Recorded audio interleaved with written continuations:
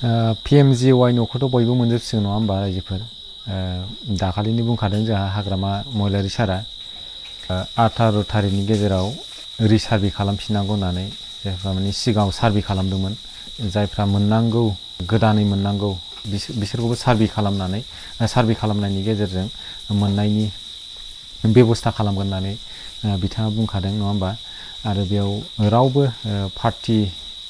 पार्टिनि फाराग गैयाजासे बयबो मोननांगौ होननानै बुंदों बिथाङा दा सार्भेआथ' जाबाय नङा होमबा रिसार्भेआथ' जाबाय आरो जायफ्रा सिगाङाव सार्भे खालामाखैमोन बिथांमोननि थाखायबोथ' सार्भेआ जाबाय नङा होमबा जोंनाबो जाबाय दिनै आंबो सिगाङाव सार्भे खालामाखैमोन आंना लिस्टआव फैयाखैमोन नाथाय दा गोदानै सार्भे खालामनायाव आंबो हरफाबाय आरो दा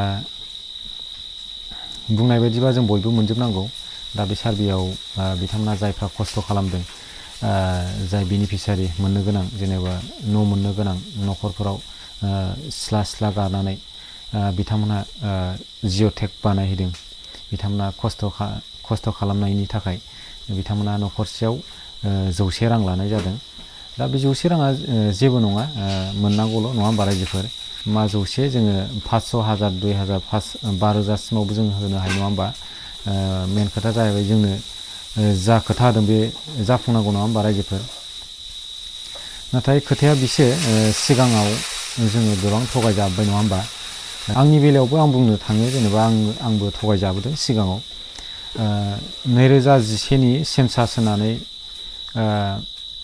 बै समाव 17 बोसोर सरकार सालायनाय जोंनि BPF दोलोआनो सरकार सालायदोंमोन बे समाव 2018 लास्ट मान्थ नङाबा 2019 फार्स्ट मान्थ आं मोजां गोसोआव गैला बै समखौ जिखुनु 2018 to 19 बे समनि गेजेराव GRS आरो BCDC मेम्बार लोगो नांनानै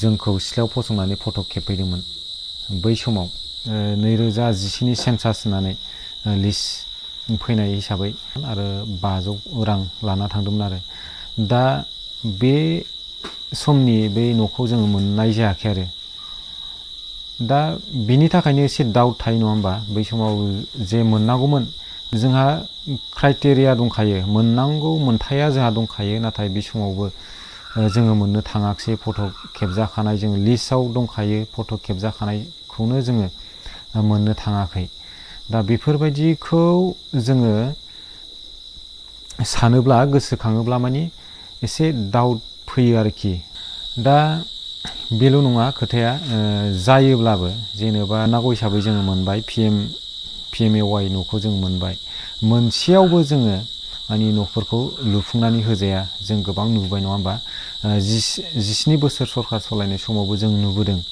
आरो नैबे 5 बोसोर सरकार सालायनायावबो जोङो गोबां मानसिफोरनि न'फोरखौ गोबां न'खरनि न' PMAY न' मोननांगौफोरखौ जों लुफुंनानै होजायाखै दा बेफोरबायदिखौ सानोब्ला आंनि बेलायाव बुंबाय आङो माने मोनबाबो जायो मोनाबाबो जायो बेफोरबायदि साननायाव थाबाय आरोखि सिगांनि समफोरावबो आङो मोनसे गामियाव थांनानै आङो भिडिअ लानानै फैदों भिडिअ आपल'ड खालामदों नोंथांमोना नुदों जानांगौ फेसबुकआवबाबो इउटुबावबो आं होदों भाइरेल जादों भिडिअआ नोंथांमोना नुखादों जानांगौ बिथांमोननि न'आ 5 बोसोरनि सरकार सालायनायनि समाव लुजादोंमोन नाथाय बिथांमोननि न'आ मावफुंनानै होजायाखै दा बेबायदिनो 17 बोसोर सरकार सालायनाय समावबो जोंना BPF सरकारा दंमोन बिथांमोनहाबो बै समाव IY होनदों बै समाव IY मोन PMAY नङामोन खोमा IY आनो मोनदां बै समावबो बिथांमोना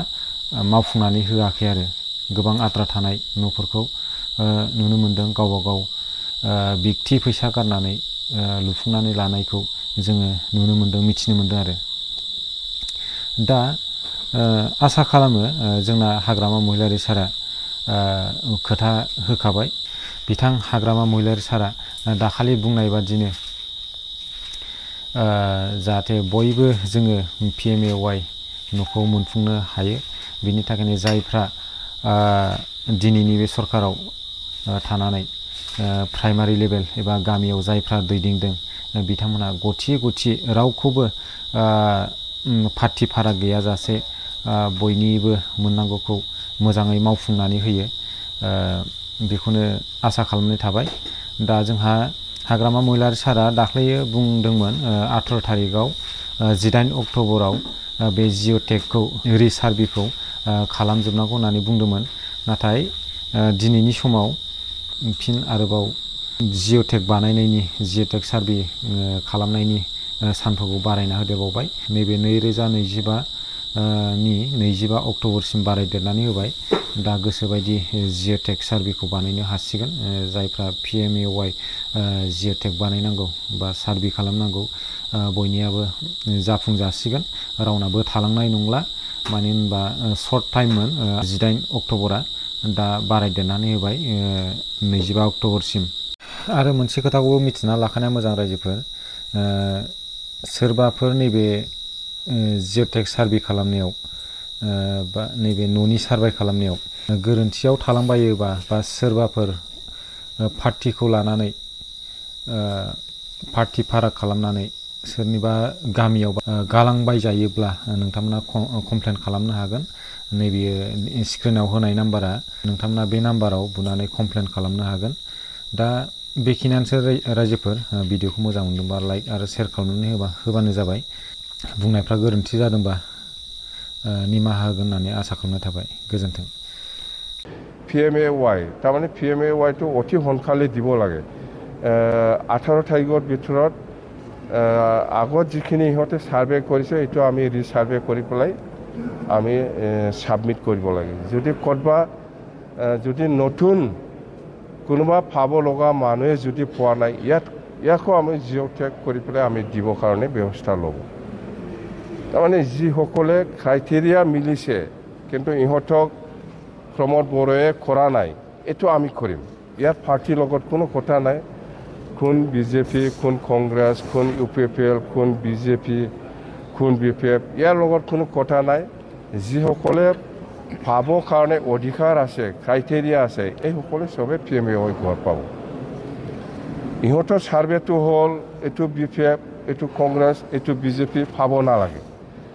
UPPL ছাপৰ্টাৰ হিচাপে এজন মানুহে 3টা 4টা এনেকুৱা ঘৰ বনাই লয়, এইটোতো বিৰাট বেআইনী। এইটো কিবা একটা আইনী ব্যৱস্থা হ'ব, চাই ল'ম আমি। কথা চিৰিয়াছ এইবিলাকে, বেছি আৰু নাই।